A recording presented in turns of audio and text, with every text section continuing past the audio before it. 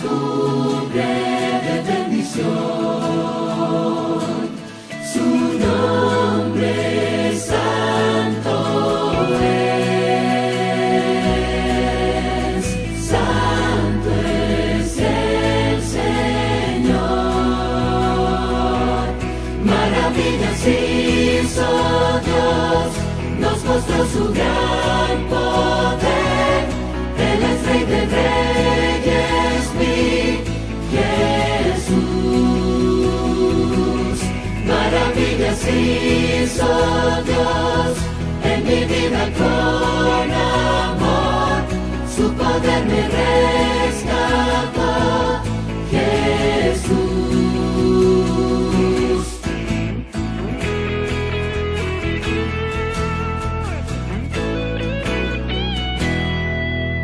Mi corazón se alegra en el Señor, proclamaré su grandeza, pues su perdón ofrece con amor, su gracia nos cubre de bendición. Su nombre santo es. Santo es el Señor. Maravillas hizo Dios, nos mostró su gran poder. Él es Rey de Reyes, mi Jesús.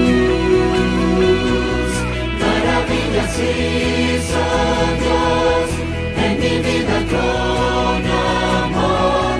Su poder me rescató, Jesús. Su nombre alabaré y cantaré. Su nombre alabaré y cantaré. Su nombre alabaré y cantaré. Su nombre alabaré y cantaré. Su nombre alabaré y cantaré. Su nombre alabaré y cantaré. Su nombre alabaré y cantaré. Su nombre alabaré y cantaré. Maravillas hizo Dios, nos mostró su gran poder. Él es Rey de Reyes, mi Jesús. Maravillas hizo Dios en mi vida con amor. Su poder me rescató, Jesús. Su nombre alabaré y cantaré. Su nombre alabaré y cantaré. Su nombre alabaré y cantaré. Su nombre alabaré y cantaré.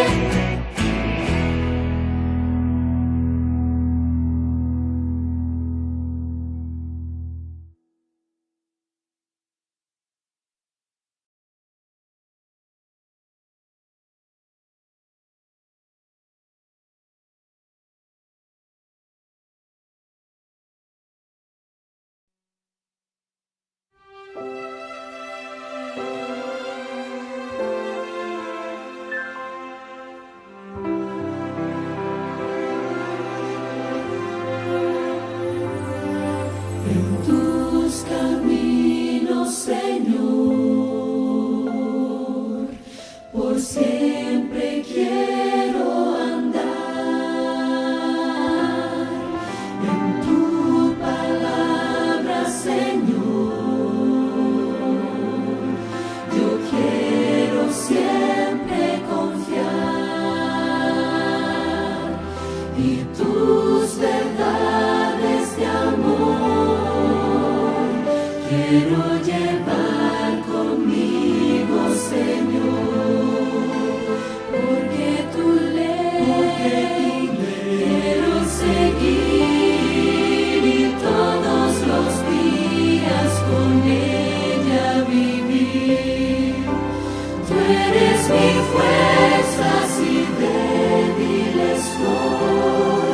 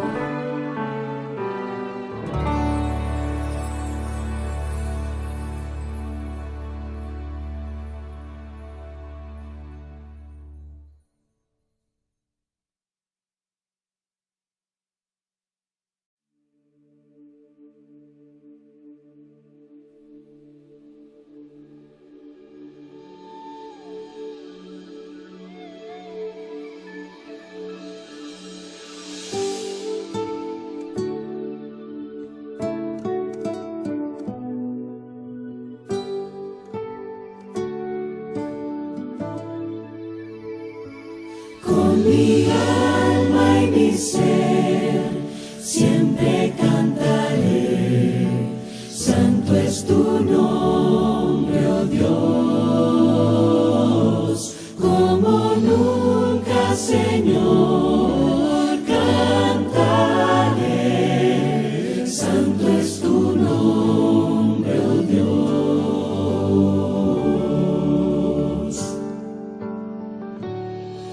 El sol nació, es un nuevo día, una canción yo cantaré,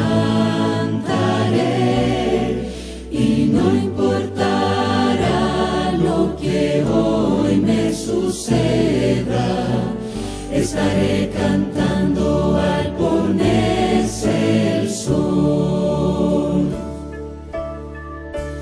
Con mi alma y mi ser siempre cantaré. Santo es tu nombre, oh Dios, como nunca, Señor, cantaré. Santo es tu nombre, oh Dios.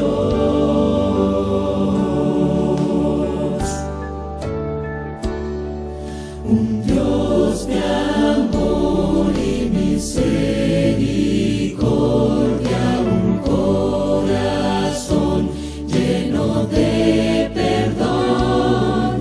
Por todo eso siempre estoy cantando. 10,000 razones puedo encontrar. Con mi alma y mi ser siempre cantaré. Santo es tu nombre, oh Dios, como nunca, Señor, cantaré. Santo es tu nombre, oh Dios.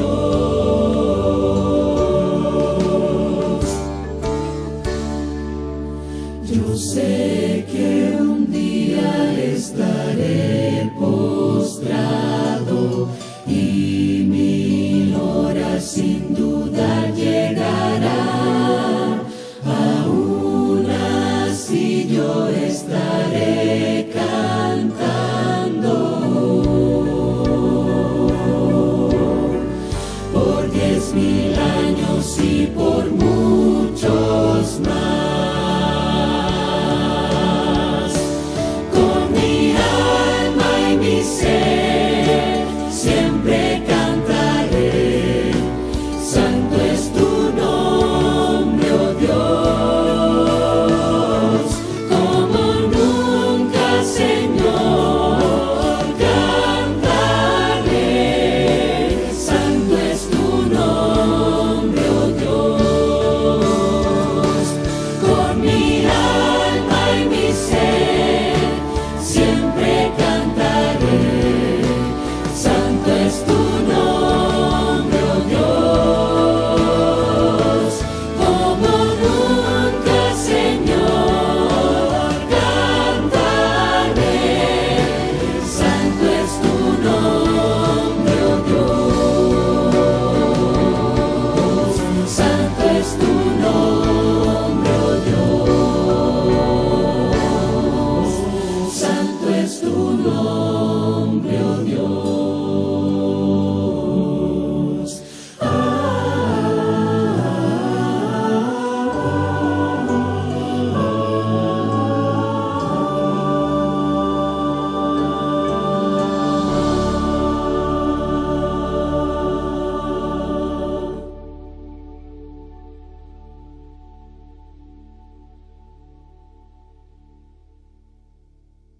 Venimos para buscar la voluntad de Dios.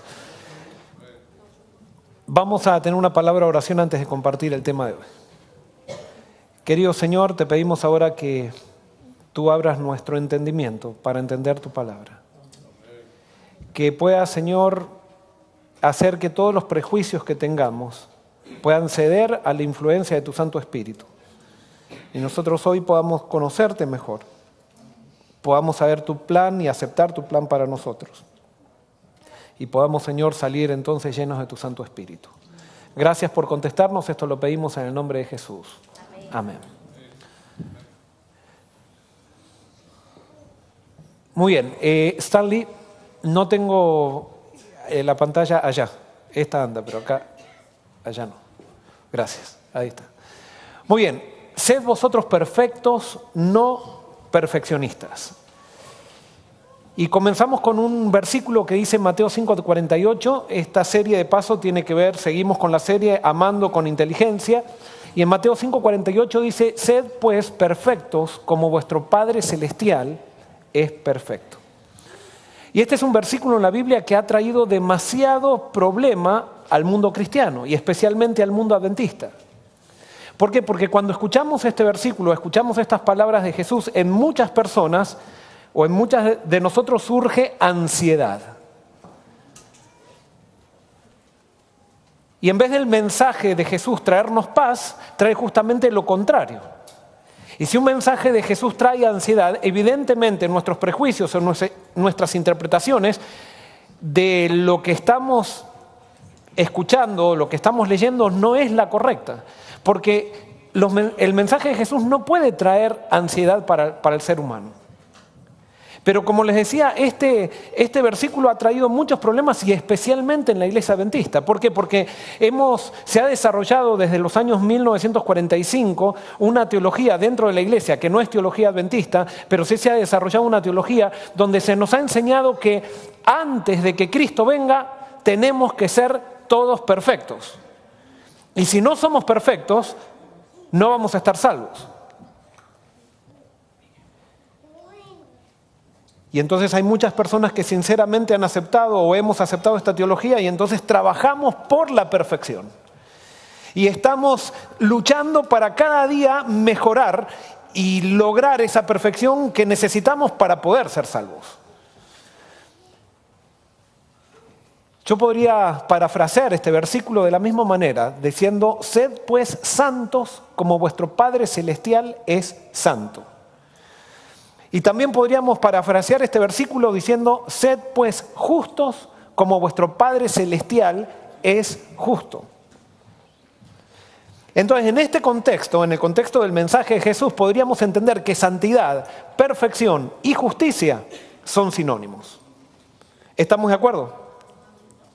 Entonces, ahora la pregunta es, ¿está mal querer ser perfectos? Hay diferentes formas de alcanzar la perfección. Y ahora vamos a ver cuál sería la forma correcta y la forma que la Biblia nos dice cómo podemos ser perfectos. Romanos 9, 30 al 32 dice lo siguiente, esto lo dice el apóstol Pablo. Pues, ¿qué diremos?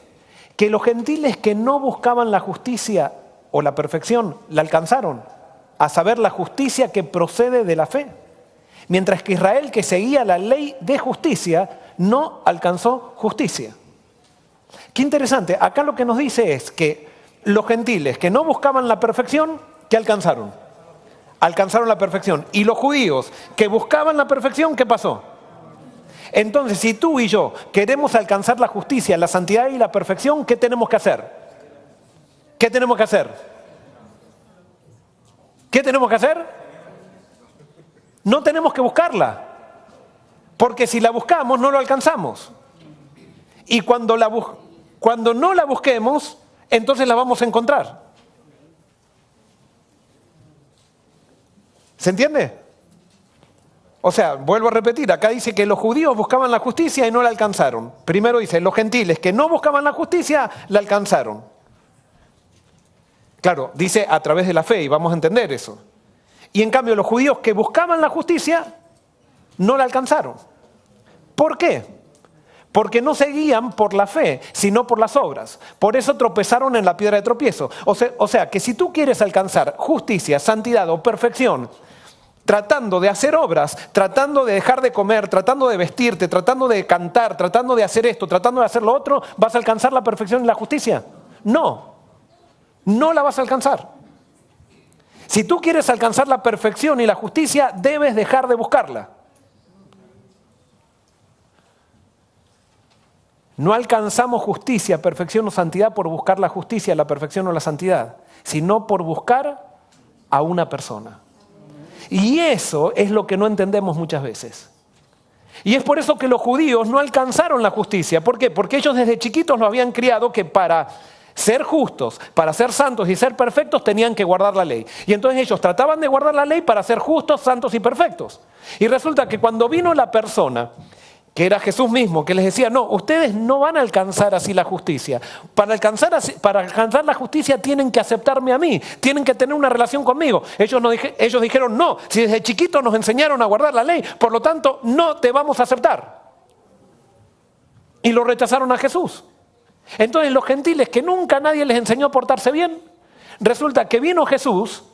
Y como ellos no querían, nunca se habían propuesto ser perfectos, y cuando Jesús le dijo, miren, yo voy a darle la perfección, porque ustedes se han portado tan mal, que ustedes no pueden ser perfectos. Pero yo les voy a dar, yo soy perfecto, y si ustedes me aceptan a mí, yo les regalo mi perfección. ¿Y qué hicieron los gentiles? ¿Lo aceptaron o no? Lo aceptaron. Qué interesante, guardar la ley nos puede llevar a rechazar a Jesús. Y alguien puede decir, pero pastor, ¿qué está hablando en contra de la ley? No, no estoy hablando en contra de la ley. Estoy hablando de lo que dice la Biblia, cómo nosotros alcanzamos perfección. Y vuelvo a repetir, la Biblia dice que no alcanzamos justicia, perfección o santidad por buscar la justicia, la perfección o la santidad, sino por buscar a una persona, que es Jesucristo. Tenemos que entender que el centro de la religión, ¿quién es? Es Jesús. El centro de la religión no son leyes, el centro de la religión no son normas, no es seguir ciertas normas para poder ser mejor, no. La santidad tiene que ver con unirme a una persona. Y yo puedo seguir reglas, puedo seguir leyes, puedo seguir normas toda mi vida y no alcanzar la perfección, porque la perfección solamente se la alcanza por medio de ¿qué? De la fe. Por medio de una persona. Romanos 10, 1 al 4 dice, hermanos, en el anhelo de mi corazón, mi oración a Dios por Israel es para salvación, porque testifico en favor de ellos que tienen celo por Dios, pero sin pleno conocimiento. Por ignorar la justicia de Dios y procurar establecer la suya propia, no se han sujetado a la justicia de Dios, porque la finalidad de la ley es conducirnos a Cristo para justificar a todo el que cree. ¿Qué trataron de hacer los judíos? ¿Establecer qué? Su propia justicia. ¿Qué es establecer la propia justicia?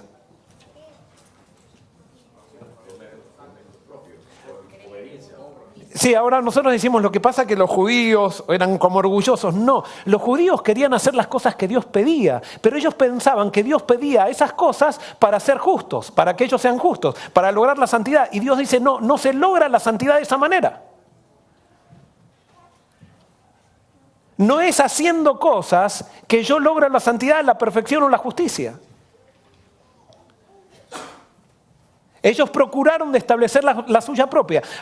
Hay personas, por ejemplo, que realmente quieren imitar a Jesús y tratan de imitarlo, pero piensan que cuando lo imitan tienen justicia propia, la justicia, o sea, desarrollan una justicia propia. Es que ni imitando a Jesús, la Biblia dice que tú vas a llegar a ser justo.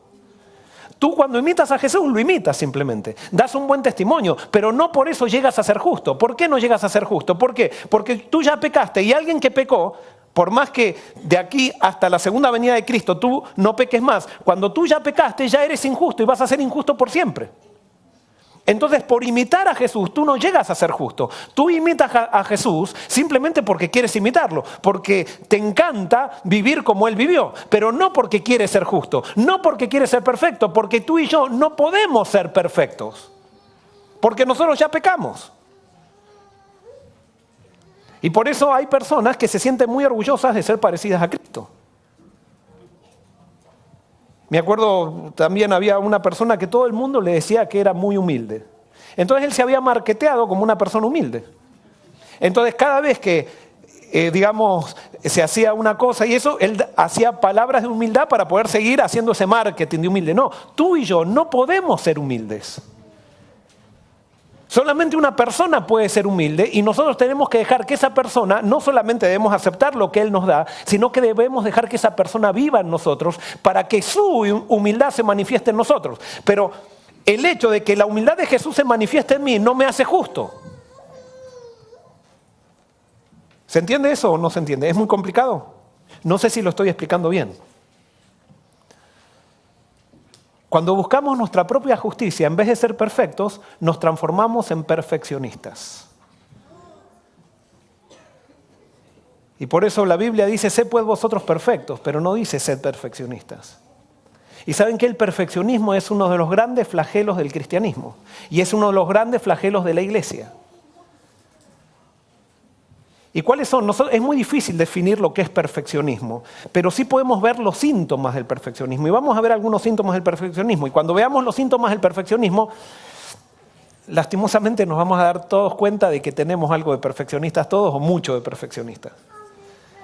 Y por eso esto es muy importante. ¿Por qué? Porque el perfeccionismo no nos deja ser libres en Cristo.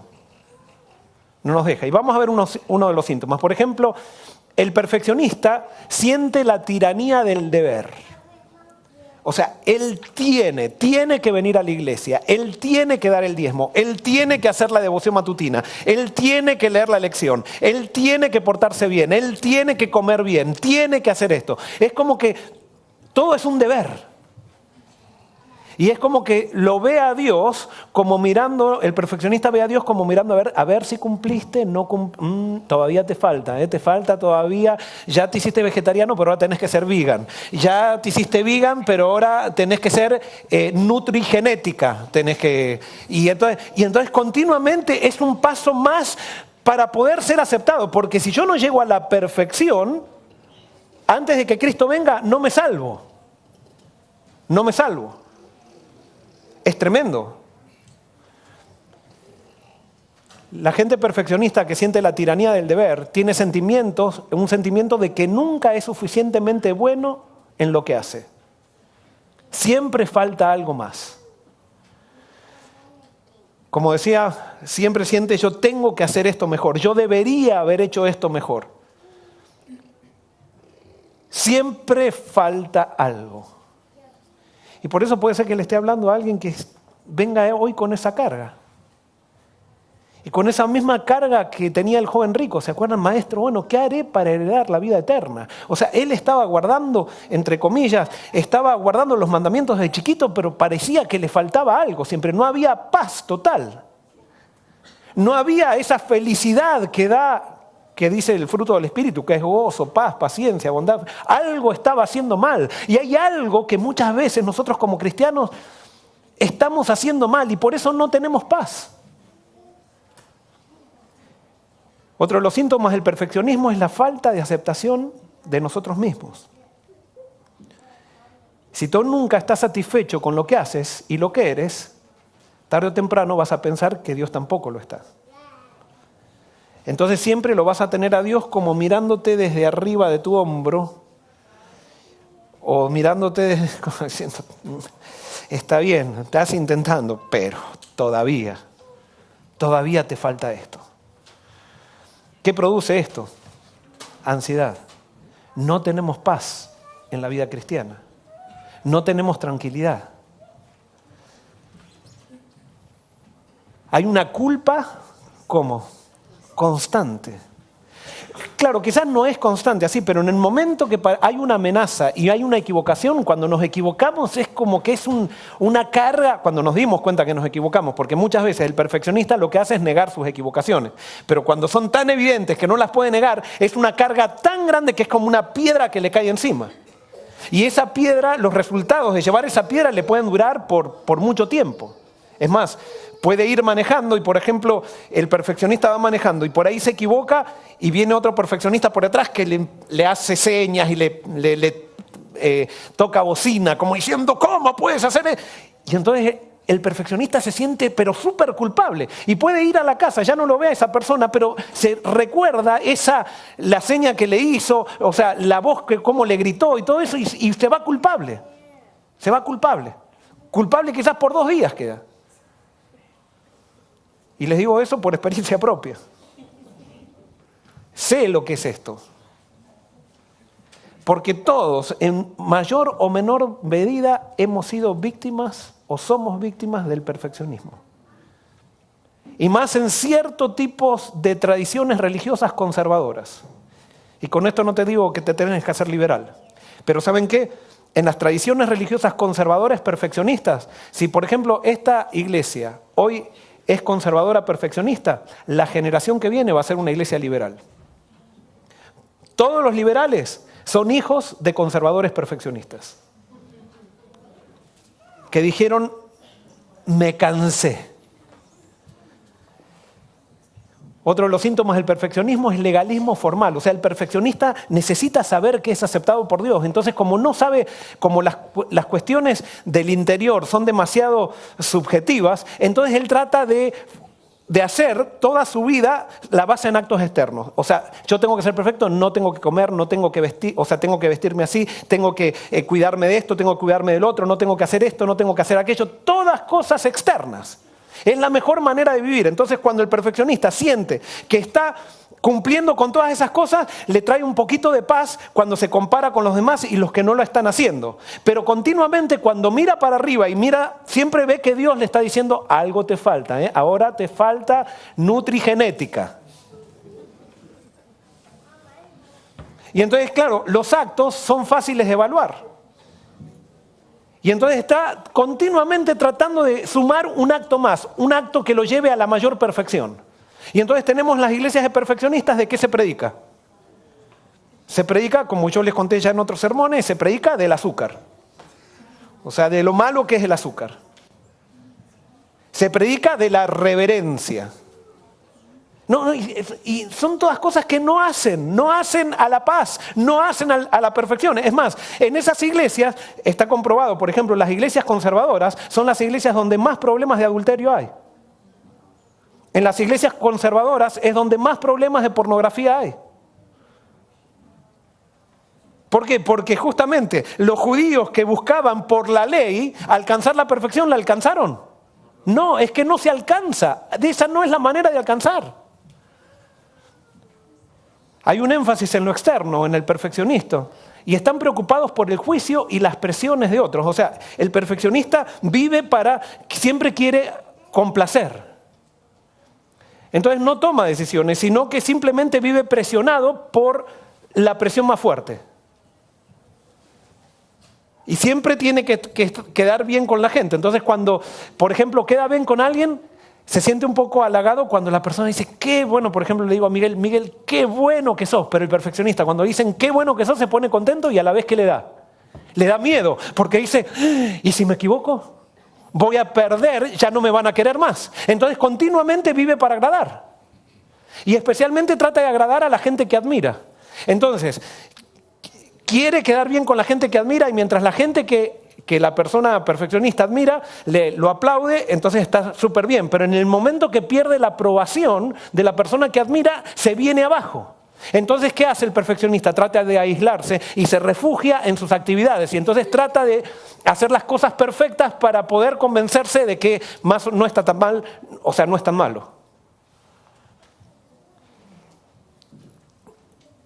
El perfeccionista tiene un enojo.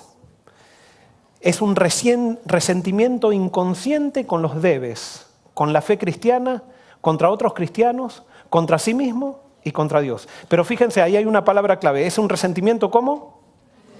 Inconsciente. No se da cuenta de ese resentimiento. Y es como que vive pensando y dice, pero la vida cristiana al final es todo un sacrificio. Entonces lee una cita de Elena de White y dice, Elena de White, porque, no sé, dice, no hay que poner huevo con azúcar. Y entonces trata de hacer eso, trata de hacer la cita, y siempre siente que no llega y que le sale todo mal. Y entonces siempre queriendo, entonces llega un momento que se cansa. Y cuando se cansa comienza a desarrollar un enojo contra sí mismo, porque nunca alcanza, y un enojo contra la fe cristiana. Y quizás la persona perfeccionista nunca deja la fe cristiana. ¿Por qué? Porque es bueno. Como el perfeccionista tiene que ser bueno, entonces dice, no, ¿cómo me voy a...? Es más, no puede reconocer que está enojado con Dios, entonces no lo reconoce, pero está inconscientemente enojado. ¿Quiénes son los que dejan la fe cristiana? Sus hijos. Porque sus hijos también se cansan de ese perfeccionismo, se cansan de ese, y llega un momento que dicen, basta, no quiero saber nada. Y entonces se van al extremo liberal.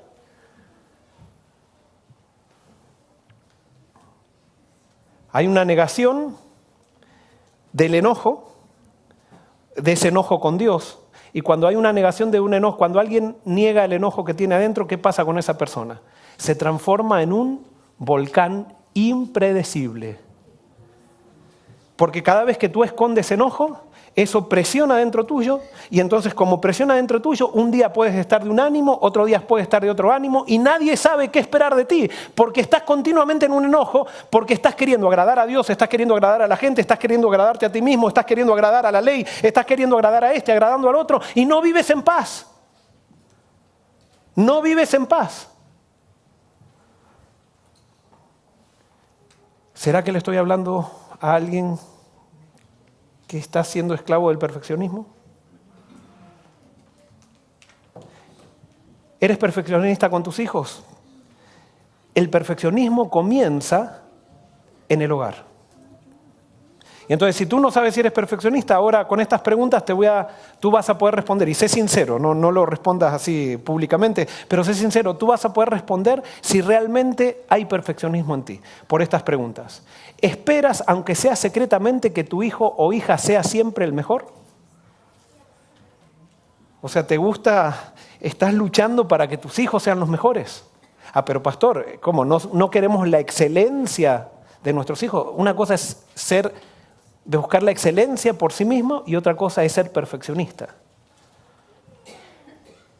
Pretende siempre que tu hijo o hija actúe como tú crees que debe hacerlo y cuando no es así consideras que no ha actuado bien.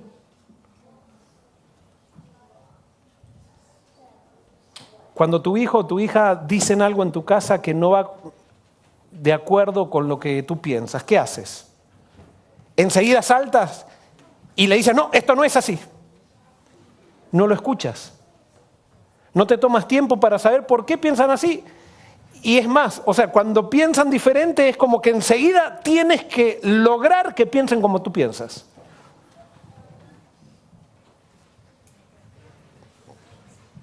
Tu hijo, esto me pasó en una iglesia, había un anciano de iglesia que me lo dijo preocupado, pero con un sentimiento de seguridad de esta persona en sí misma. Me dice, pastor, mi hijo decidió dejarse el pelo largo y se dejó el pelo largo. Entonces le digo, ¿por qué hace mucho no viene tu hijo acá a la iglesia? No, dice, porque se dejó el pelo largo, pastor.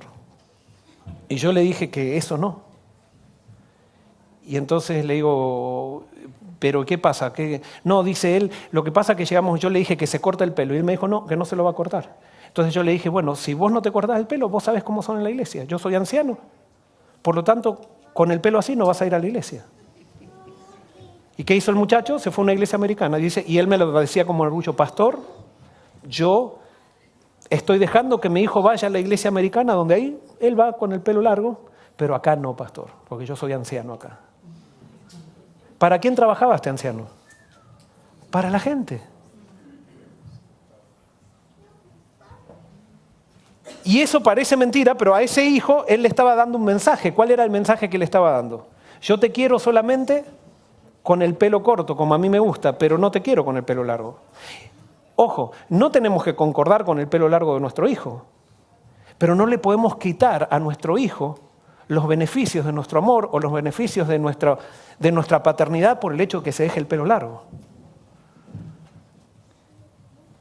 Otra pregunta. ¿Tú sientes que nunca tu hijo es suficientemente bueno, espiritual, ordenado o inteligente para ti? Siempre tienes que estar corrigiéndole, siempre tienes que estar desconfiando en lo que él va a hacer. Cuarto, ¿te alegras aunque sea secretamente cuando sus amigos o compañeros fracasan? Estamos en Conquistadores y en el campeonato de predicación, que me parece una barbaridad eso, pero entonces se prepararon nuestros hijos y nosotros le preparamos de memoria, o sea, le preparamos todo el sermón para que él pueda salir primero. Y claro, todos decimos, entonces le enseñamos y cuando pases di para la gloria de Dios, o sea, para que todos crean que eres humilde. Entonces pasa el nene Y pasa el otro conquistador, y el otro conquistador se equivoca, parece que la madre no le preparó, el padre no le preparó bien el sermón, y nosotros decimos, pobre niño, pero por adentro decimos, mi hijo. Eso genera perfeccionismo. Estamos con eso, nosotros somos perfeccionistas y estamos, de alguna manera, haciendo que nuestros hijos sean esclavos de ese perfeccionismo. ¿Intentas hacer aquellas cosas que piensas que tus hijos no van a hacer bien o solucionar lo que hicieron mal? O sea, tu hijo te dice, voy a hacer esto, y tú dices, no, pero es que no lo vas a hacer, deja que yo lo hago mejor, deja que yo lo hago. O tu hijo, por ejemplo, no hizo los deberes, el homework, y entonces estás hasta las 3 de la mañana haciendo con tu hijo el homework con él para que él pueda sacar la buena nota. Déjalo, no lo hizo, que se haga responsable. Ay, pero es que si no, no soy el padre o la madre perfecta. Es tremendo. Son pequeñas cosas que nosotros las confundimos con excelencia, pero nos están llevando a una esclavitud, y a una esclavitud que no nos da la libertad que necesitamos vivir en Cristo. ¿Cómo podemos librarnos del perfeccionismo? Y ¿saben qué? Librarse del perfeccionismo no es algo fácil, no es algo instantáneo. Lo podemos hacer solamente por medio de un proceso. ¿Por qué? Porque en este proceso tiene que sanar la mente de conceptos distorsionados. Segundo, tienen que sanar los sentimientos y las emociones dañadas. Tercero, sanar nuestras percepciones degradadas que tenemos acerca de nosotros mismos. O sea, tenemos que empezar a pensar diferente acerca de nosotros mismos. Y sanar nuestras relaciones de todas las contradicciones disruptivas. O sea, esto dicen los psicólogos, sanar el perfeccionismo no es fácil. Y es verdad, esto no es fácil. Pero ¿saben qué? Es muy simple si nosotros seguimos el consejo de la Biblia. Romanos 9:30 al 32 dice, pues ¿qué diremos? Que los gentiles que no buscaban la justicia la alcanzaron, a saber la justicia que procede de la fe, mientras que Israel, que seguía la ley de justicia, no alcanzó la justicia. ¿Por qué? Porque no la seguían por la fe, sino por las obras. Por eso tropezaron en la piedra de tropiezo. Entonces, lo que decíamos al principio, si tú quieres buscar la perfección, ¿qué tienes que hacer? No buscarla. Si quieres alcanzarla, no la busques. No la busques. Porque si la buscas, no la vas a alcanzar. Tú tienes que buscar una persona, y esa persona es Jesucristo. Tenemos que entender de una vez por todas que el centro de todo es Jesucristo. ¿Qué es la perfección? Y antes de ver la cura para el perfeccionismo, tenemos que entender qué es la perfección, la santidad y la justicia en la Biblia. Y acá hay algo muy importante que no se entiende. ¿Por qué? Porque nosotros pensamos que la perfección, la santidad y la justicia tienen que ver con una ley. Y no, en la Biblia la perfección, la santidad y la justicia no tienen una connotación legal, sino que tienen una connotación relacional y de crecimiento. O sea, santidad en la Biblia no es cuando tú te portas bien, sino que santidad es cuando tú no le haces daño a nadie. Eso es santidad. Cuando tú te relacionas bien con la gente, eso es justicia. Santidad no es, yo no voy a comer cerdo. No, tú puede ser que no comas cerdo y te llevas mal con toda la gente. Tú no eres santo. La santidad es relacional, no es algo legal, no es seguir una norma. No, porque yo soy modesto porque no uso joyas. No, usar joyas no te hace ni más santo ni menos santo. Si tú no usas joyas porque no usas joyas, no sirve de nada. Las cosas que haces tienen que ser por una cuestión relacional.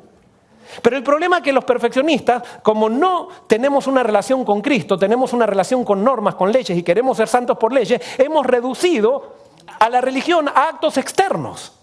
Y hemos evaluado que el que no usa joya es humilde, pero es como decir, y perdón, me siento acá, soy humilde por sentarme acá. ¿Le encuentran sentido a eso? Que soy humilde por sentarme acá. Es como decir, es humilde porque no usa joyas. ¿De dónde sacó? Nos hace sentido porque nos lo enseñaron desde chiquito, pero no tiene sentido eso. Y con esto no estoy diciendo que hay que usar joyas, no. Lo que estoy diciendo es que tú no eres humilde por cosas externas.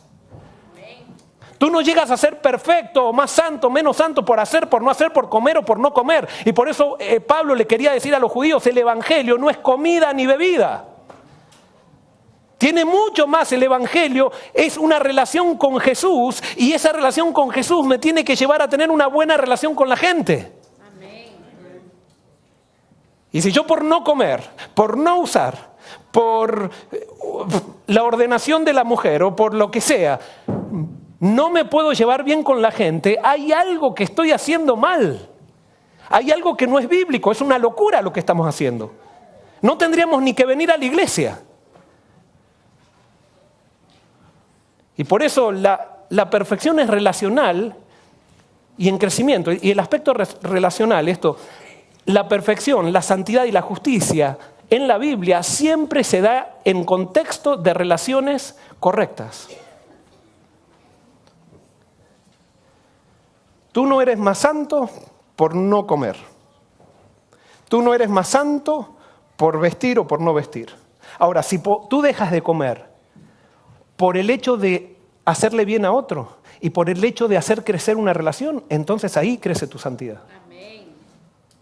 Pero es cuando decir, me abstengo soy más santo porque me abstuve de este alimento. No es nada eso. No es nada. La santidad, la perfección y la justicia es relacional. La perfección en la Biblia tiene que ver con crecimiento, no tiene que ver con ese concepto griego. Los griegos tenían la concepción de que la perfección es algo absoluto. Y ese no era el concepto de la Biblia.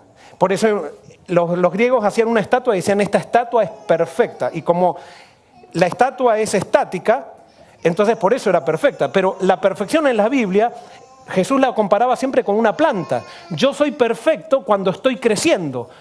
Y cuando no crezco, dejo de ser perfecto. Pero yo puedo ser perfecto y todavía tener que desarrollar otras cosas y todavía no tener, o sea, ciertos desarrollos, pero sigo siendo perfecto a pesar de que todavía no he desarrollado algunas cosas. Estoy creciendo, tengo perfección. No estoy creciendo, no la tengo. ¿Cómo se ejemplifica esto? Bueno, una persona es perfecta en la medida que crece. No es perfecta si no está creciendo.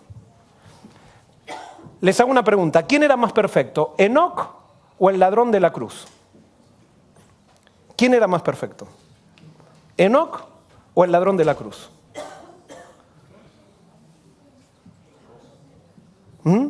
De acuerdo al concepto bíblico, ¿quién era más perfecto? ¿Ah? No, de acuerdo al concepto bíblico.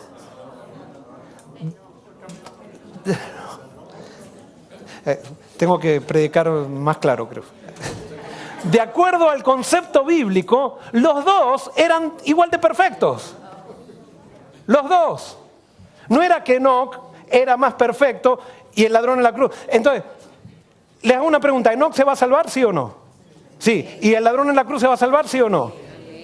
Pero nosotros tenemos una teología que empezó en 1945 que dice que nosotros tenemos que llegar a una perfección porque, leyendo mal una cita de Elena de White, hemos sacado una teología de una cita de Elena de White y hemos dicho que va a llegar un momento que no vamos a necesitar a Cristo en la intercesión del santuario, por lo tanto tenemos que ser tan perfectos porque si no nos perdemos. ¿No han escuchado esa teología? Esa teología está metida en el 80% de los adventistas del séptimo día, lastimosamente. Eso no es adventismo, es una teología que se inventó a partir de una cita. Sinceramente se hizo, no digo que los que lo hicieron con maldad, no, pero sinceramente, pero esa teología va en contra del mensaje de la Biblia. Y alguien puede decir, ¿pero qué está diciendo? ¿Que esa cita no es cierta? No, lo que estoy diciendo es que esa cita, ahora tengo que dar otra explicación, porque si no, esa cita, o sea, yo no puedo hacer teología a partir de una cita que leo. Yo primero leo una cita y tengo que compararla con la Biblia. Y de acuerdo a la Biblia tengo que analizar esa cita, pero yo no puedo leer una cita y a la luz de esa cita analizar toda la Biblia. Porque entonces voy a llegar a conclusiones erradas. Lo otro también es que los que leyeron esa cita y hicieron una teología a partir de esa cita, no leyeron otras citas y entonces solamente se quedaron con esa cita e hicieron una teología de esa cita. Pero eso no vamos a analizar ahora hermenéutica. Ahora, ¿quién era más perfecto? ¿Enoc o el ladrón en la cruz? Los dos eran perfectos. Ahora les hago otra pregunta para que entiendan este concepto. ¿Quién diezma más? ¿Un empresario o un zapatero? ¿Los dos qué? Muy bien, los dos dan el 10%. ¿Quién diezma más cantidad, el empresario o el zapatero? No, igual no. La cantidad no es igual. La cantidad no es igual. Pero a los ojos de Dios, el zapatero diezma tanto como el empresario. No va por la cantidad, va por dar el 10%. Ahora, por ejemplo, si un empresario da el 9% y el zapatero da el 10%, ¿quién diezma más?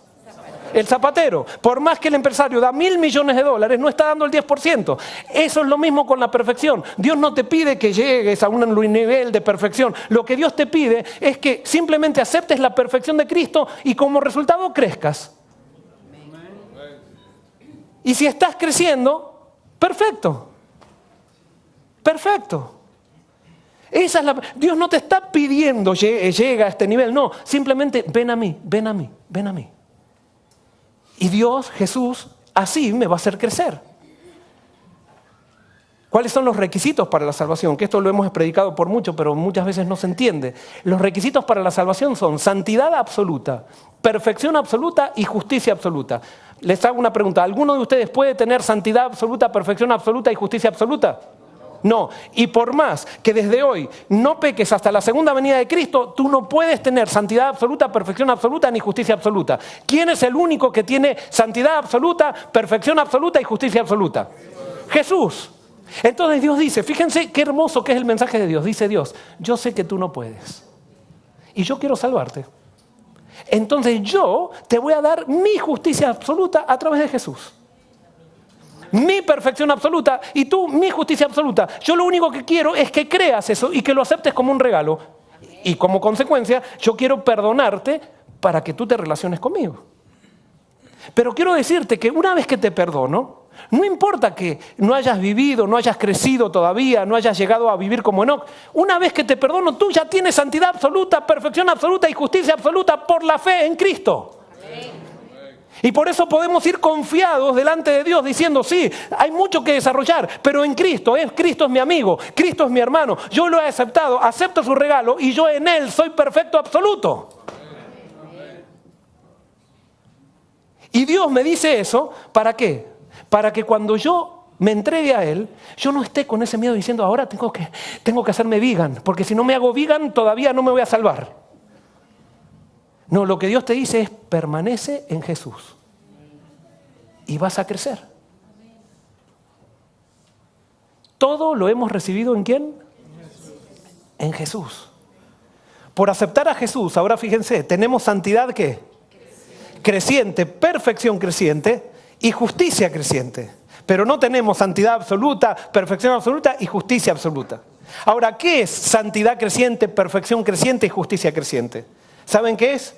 No es que ahora tengo que proponerme guardar la ley, no, es así, así lo entiendo. Es lo que dijo Juan el Bautista. En la medida que camino con Jesús, le voy dando más lugar a Jesús en mi vida. Amén. Y entonces yo digo continuamente que Él crezca y que yo mengüe. Y cuando Él crece, yo tengo santidad creciente. Cuando dejo que Jesús siga creciendo en mi vida, tengo perfección creciente. Y cuando dejo que Jesús crezca en mi vida, tengo justicia creciente. Pero no soy salvo por eso. Soy salvo porque acepté la justicia absoluta de lo que Jesús hizo por mí, fuera de mí. Entonces yo no soy salvo por nada que pasa dentro de mí. Y por eso si tú todavía tienes luchas, si tú todavía no estás con problemas, con tentaciones y eso, ve a Cristo. Y Cristo, en la justicia de Cristo, Cristo te perdonó todo. Ahora crece en Cristo, permanece en Cristo. Y Él te va a dar justicia creciente, perfección creciente y santidad creciente. Y cada día lo vas a reflejar más. Porque Enoc sin duda que reflejaba más a Jesús que el ladrón en la cruz. Pero los dos eran igual de perfectos. La solución para el perfeccionismo, Juan 17:3. ¿Cuál es? Y esta es la vida eterna, que te conozcan a ti, el único Dios verdadero, y a Jesucristo a quien has enviado. ¿Cuál es la vida eterna? Es conocer a Dios. Es conocer a Dios. ¿El Dios que muestra quién? El Dios que muestra Jesús. No es el Dios que tengo en mi cabeza. Lastimosamente, quizás me equivoco, pero yo creo que el 80% de los que estamos acá conocemos a Dios a través de la iglesia, a través de lo que nos dijeron. Es más, yo creo que, si no me equivoco, el 70% de los que estamos acá no buscamos a Dios todos los días. ¿Por qué no buscamos a Dios todos los días? Porque estamos medios enojados con Dios y no lo queremos reconocer. ¿Por qué? Porque tenemos una idea de un Dios que nos está exigiendo, tenés que hacer la devoción matutina. Tenés que portarte bien, tenés que cambiar, tenés que hacer esto, tenés que hacer... Ese no es el Dios de la Biblia.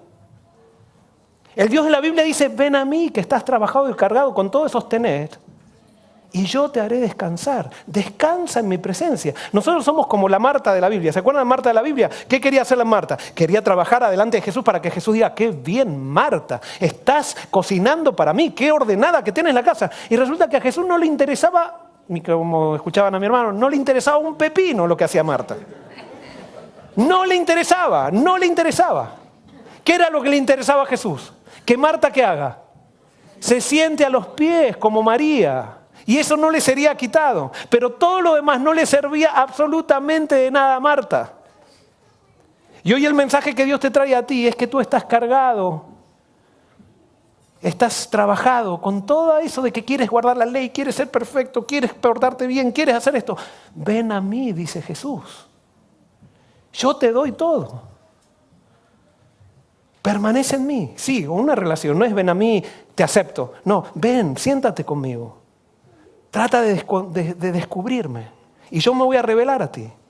Y voy a revelar mi amor. Y te voy a mostrar quién es Dios. Y cuando cambie tu visión de Dios, va a cambiar tu perfeccionismo, va a cambiar tu manera de ver la vida, va a cambiar tu manera de relacionarte. El problema es el Dios al cual seguimos. Nosotros seguimos a ideas que tenemos de Dios, pero no seguimos al Dios verdadero de la Biblia. Esta es la vida eterna, que te conozcan a ti, el único Dios verdadero, y a Jesucristo, a quien has enviado. El perfeccionista no se relaciona para conocer, sino para agradar, buscando la aprobación. Hay personas que sí, están queriendo ser sinceras con Dios, pero están queriendo cumplir. Entonces nunca se toman tiempo para ver quién es Dios, sino que siempre están diciendo, tengo que cambiar.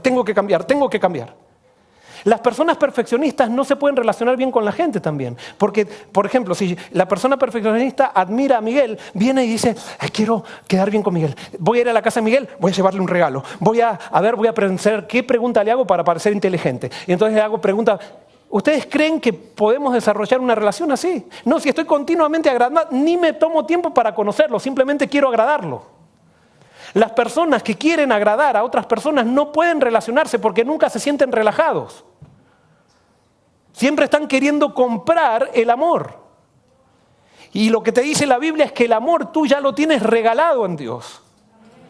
Que simplemente no le tienes que hacer ni comida ni nada. Siéntate a los pies de Jesús. Conócelo. Juan 8:32 dice, y conoceréis la verdad, y la verdad os hará libre. ¿Qué es la verdad? No son las 28 doctrinas. Conocer la verdad acerca de Dios. Cuando conozcas la verdad acerca de quién es Dios, serás libre. La verdad acerca de Dios te libera. Y por eso Salomón decía la sabiduría. Y él se refería a la sabiduría de entender quién es Dios. Es todo en la Biblia, en la vida. Conoce a Dios. Cuando tú conozcas al Dios verdadero, se empiezan a solucionar tus problemas interiores, se empiezan a solucionar tus problemas de relación, empiezan a solucionar tus problemas de malos humores, cómo ves la vida, todo. Y eso no lo queremos entender. Es como que las iglesias nos han enseñado que tenemos que ser perfectos haciendo cosas, guardando la ley. Jesús es la perfección.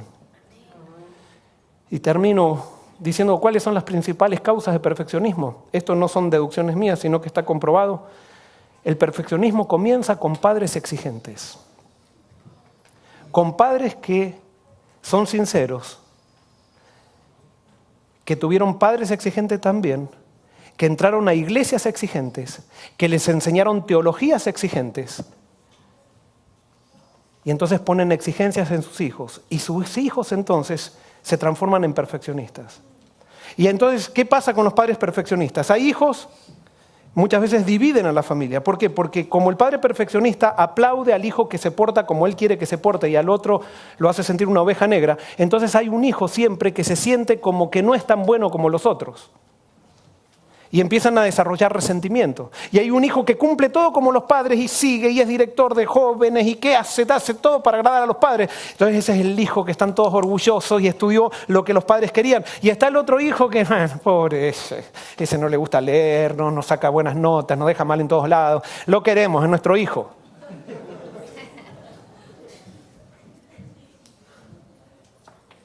Entonces eso genera ansiedad en la familia. Y cuando hay ansiedad comienzan las adicciones. Las adicciones son maneras de canalizar la ansiedad. Cualquier desvío en nuestra vida tiene que ver con ansiedades, con miedos. Y es por eso que el perfeccionismo comienza con padres exigentes y con situaciones hogareñas impredecibles. ¿Qué pasa con los hijos de hogares perfeccionistas? Como los perfeccionistas siempre están enojados, entonces los hijos siempre están con un nudo en el estómago porque no saben cuándo va a ser la próxima explosión. No tienen padres predecibles, sino que los padres están en una continua... Es como que están caminando así en un campo de huevos, como diciendo, ¿hasta cuándo me equivoco? Entonces el chico, como va caminando así en un campo de huevos, llega un momento que dice, ¿qué me importan los huevos? Y empieza a saltar arriba de los huevos, porque dice, más vale, si me van a gritar, que me griten ya, porque no aguanto, porque estoy esperando cuándo me gritan y no me gritan, que me griten ya. Es tremendo, es tremendo. Pero nosotros decimos, yo soy la tesorera de iglesia y soy porque soy muy perfeccionista. Y decimos que es un problema, pero nos sentimos orgullosos y nuestro perfeccionismo nos está destruyendo a nosotros y está destruyendo a todos los que tenemos alrededor. Porque eso es lo que hace el perfeccionismo, destruirnos. Destruirnos. Nunca estamos satisfechos con nada. De todo nos quejamos. Siempre falta algo. Conclusión. Termino con una descripción de Jesús que está en el camino a Cristo. Dice así. Y quiero que pienses en quién es Dios a través de Jesús. Dice así. Jesús dijo, describiendo su misión terrenal. Jehová me ha ungido para anunciar buenas nuevas. ¿A quiénes? Me ha enviado para proclamar a los cautivos y a los ciegos recobro de la vista. Para poner en libertad a los oprimidos. Los ciegos tienen que ver a Dios como es. Y eso va a traer libertad a los oprimidos. Esta era su obra. Pasó su vida haciendo bien y sanando a todos los oprimidos de Satanás. Había aldeas enteras donde no se oía un gemido de dolor en casa alguna, porque él había pasado por ellas y sanado a todos sus enfermos. Su obra demostraba su divina unción. En cada acto de su vida revelaba ¿qué? Amor. ¿Qué más? Misericordia y compasión. Su corazón rebosaba de tierna simpatía. ¿Por quiénes? Por los hijos de los hombres. Tomó la naturaleza del hombre para poder simpatizar con sus necesidades. Los más pobres y humildes no tenían temor de allegársele. Aún los niñitos se sentían atraídos hacia él. Les gustaba subir a sus rodillas y contemplar ese rostro pensativo que irradiaba benignidad y amor. Jesús no suprimió una palabra de verdad, sino que profirió siempre la verdad, ¿con qué? Con amor. Hablaba con el mayor ¿qué? Tacto. Cuidado y misericordiosa atención en su trato con las gentes. Nunca fue ¿qué? Áspero. Nunca habló una palabra severa innecesariamente. Nunca dio un alma sensible una pena innecesaria. No censuraba, ¿qué? ¿Qué es la debilidad? Son los errores. Él no estaba pendiente de los errores de la gente. Él no censuraba la debilidad humana. Con Jesús te podías equivocar y Él te seguía amando. Y por eso los chicos se sentían bien, porque ¿qué niño no se equivoca? Pero los niños querían estar en sus rodillas porque no recibían de Él censura. Ese es Jesús. Hablaba con la verdad, pero siempre con amor. Denunciaba la hipocresía, la incredulidad y la iniquidad. Pero las lágrimas velaban su voz cuando profería sus fuertes reprensiones. Lloró sobre Jerusalén, la ciudad amada que rehusó recibirlo a él, el camino, la verdad y la vida. Habían rechazado al Salvador, mas él los consideraba, ¿con qué? Con piadosa ternura al que los rechazaba. La suya fue una vida de abnegación y verdadera solicitud por los demás. Toda alma era preciosa a sus ojos. A la vez que siempre llevaba consigo la dignidad divina, se inclinaba con la más tierna consideración hacia cada uno de los miembros de la familia de Dios. En todos los hombres veía almas caídas a quienes era su misión salvar. ¿Almas cómo? ¿Y a quién quería salvar? A los caídos, a los que se equivocaban. Y esto es el clímax. Tal es el carácter de Cristo como se revela en su vida. ¿Y qué dice después? Este es el carácter ¿de quién? De Dios. Jesús vino a mostrarnos quién es Dios. Jesús no es el Dios bueno y el Padre, el Dios malo, que nosotros tenemos que aplacar la ira de Dios por el pecado. Dios no está airado con nosotros. Esos son conceptos antropológicos o antropomórficos que se utilizaron en la Biblia, pero Dios no está airado con nosotros. Somos nosotros los que estamos airados con Él. Y Jesús vino a mostrar, para esclarecer esos conceptos antropomórficos que los profetas no tenían todo tan claro. Y entonces cuando vino Jesús nos dimos cuenta que era el hombre el que estaba enojado con Dios y no es Dios con el hombre. Dios nunca se enoja con el hombre. Somos nosotros los que nos enojamos con Él. Tal es el carácter de Cristo como se revela en su vida. Este es el carácter de Dios. Del corazón del Padre es de donde emanan los ríos de compasión divina, manifestada en Cristo por todos los hijos de los hombres. Jesús, el tierno y piadoso Salvador, era Dios manifestado en la carne. Jesús dijo, y conoceréis la verdad acerca de Dios y os hará libre. Cuando tú conozcas quién es Dios a través de Jesús, serás libre. Y cuando seas libre de ese perfeccionismo, vas a poder amar como Jesús amó. Vamos a terminar cantando nuestro canto lema, ama. ¿Nos ponemos de pie?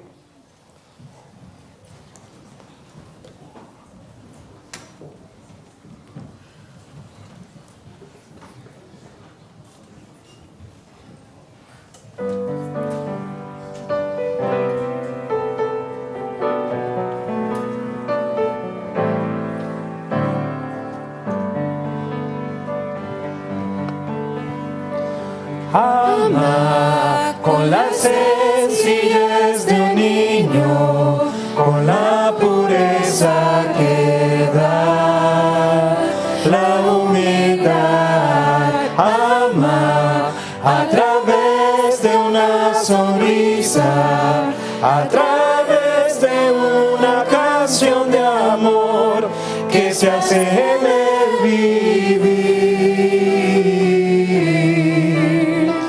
Cosas pequeñas son las que cuentan, son las que hacen todo crecer. Ama cuando una dura prueba llegue hasta tu hogar y volver tu corazón. Allí el amor se probará.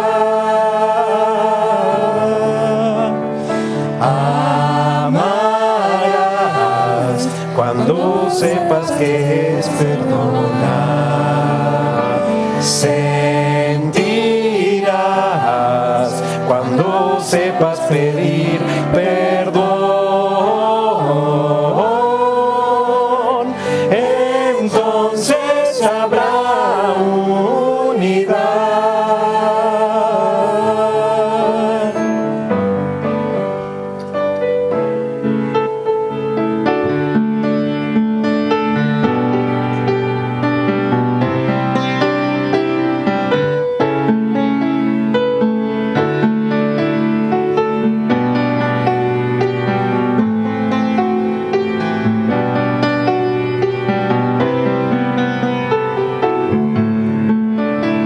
Dios te dará ese amor profundo que se fortalece en la prueba, que descansa en seguridad,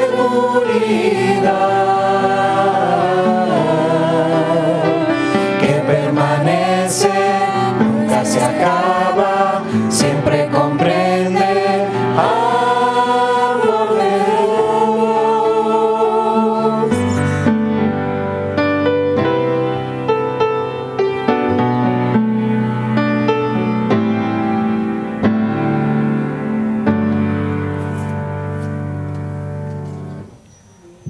Querido Señor, danos a Jesús. Y que a través de Jesús, Señor, podamos conocerte a ti.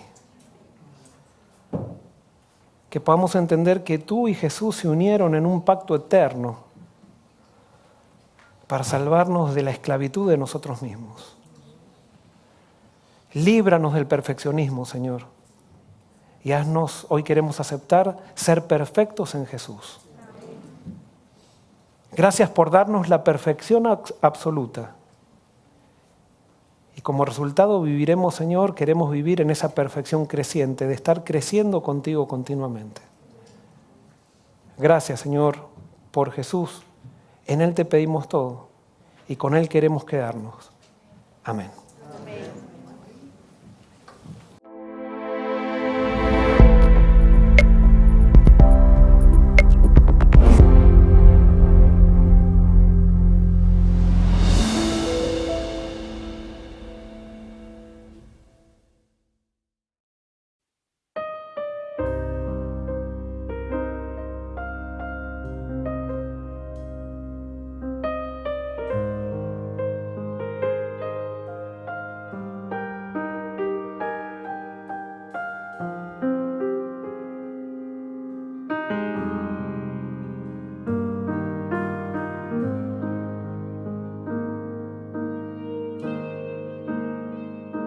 De eternidad en eternidad, exaltado seas en tu belleza, digno de loor,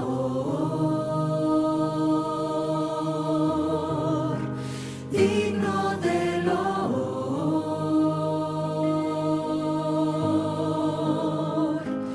de eternidad en eternidad, exaltado seas en tu belleza, digno de loor, digno de loor,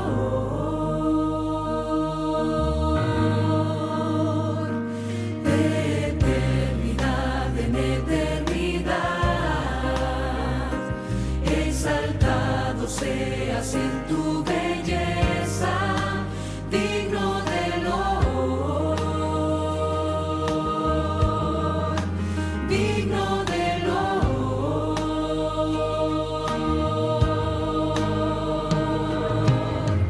Delante de tu rostro, ¿qué más podría hacer?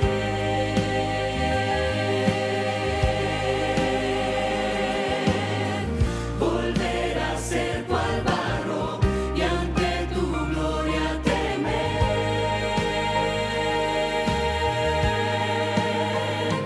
De eternidad en eternidad, exaltado seas en tu belleza, digno de loor, digno de loor.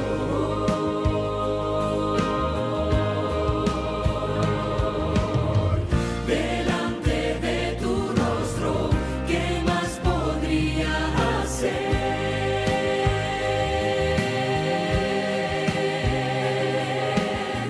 Volver a ser cual barro y ante tu gloria temer.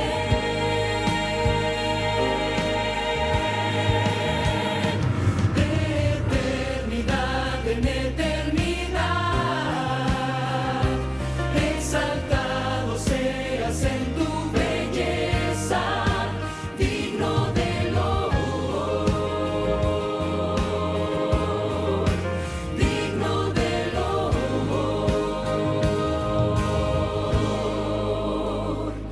De eternidad en eternidad,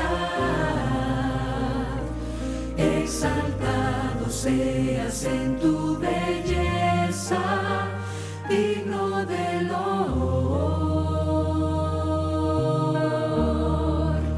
digno